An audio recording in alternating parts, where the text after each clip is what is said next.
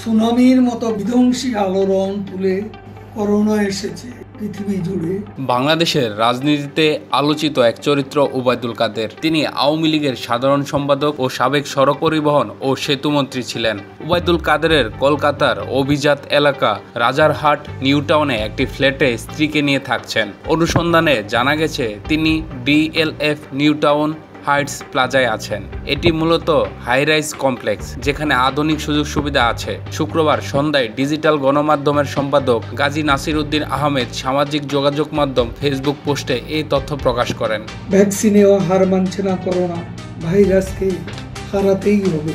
Facebook পোস্টে তিনি লিখেছেন, তার এক বন্ধু কলকাতায় চিকিৎসা নিতে গিয়ে শুক্রবার বিকালে অ্যাপোলো হসপিটালের এন্ডোক্রাইনোলজিস্ট শ্যামাশিস ব্যানার্জির জন্য অপেক্ষা করছিলেন। এই সময় তিনি সেখানে ওবায়দুল কাদেরকে দেখতে পান। নাসির উদ্দিন লিখেছেন, ডাক্তারের রুম বন্ধ, ফোন বন্ধ।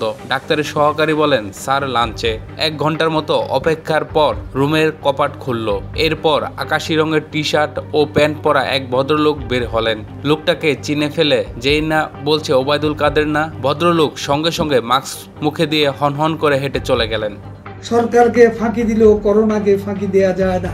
তিনি আরও লেখেন, আমার বন্ধু বলছেন পুরা চকচক করতেছিলেন স্যার, দেখে মনে হয়েছে তিনি সুস্থ আছেন। কলকাতায় বাংলাদেশ দূতাবাসে এক কর্মকর্তা নাম প্রকাশ না করার শর্তে জানিয়েছেন, ভারতের সরকার ও আইন শৃঙ্খলা রক্ষাকারী বাহিনীর সদস্যরা আওয়ামী লীগের নেতাকর্মীদের ব্যাপারে ওয়াকিবহাল, তাই কোনো অপরাধ না করলে তাদের হয়রানি করা হয় না। হাজারি নিজেও ওই ভবনের আরেকটি ফ্ল্যাটে থাকেন বলে জানা গেছে।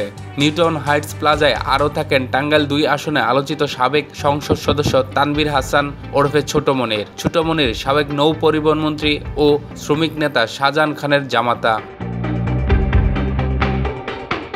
নাম প্রকাশ না করার শর্তে আওয়ামী লীগের একাধিক নেতা কলকাতা থেকে জানিয়েছেন, দলের সাধারণ সম্পাদক বাসা থেকে খুব একটা বের হন না, তবে মাঝে মধ্যে চিকিৎসার জন্য হাসপাতালে যান। ওবায়দুল কাদের নেতাকর্মীদের সঙ্গে দেখাও করেন না। তিনি মূলত নিজাম হাজারি ও ছোট মনিরের বলয়ের মধ্যেই থাকেন। জানা গেছে, ওবায়দুল কাদের 5 আগস্টের পর কয়েক মাস দেশেই পালিয়েছিলেন। পরে তিনি সীমান্ত পার হয়ে ভারতের মেঘালয় রাজ্যের রাজধানী শিলং চলে যান। সেখানে সাবেক স্বরাষ্ট্রমন্ত্রী আসাদুজ্জামান খান কামাল সহ অনেক নেতাকে নিয়েছিলেন ওবায়দুল কাদের। শিলংয়ে কিছুদিন থেকে পরে স্থলপথে আসাম হয়ে সহস্রী কলকাতায় যান আওয়ামী লীগের সাধারণ সম্পাদক।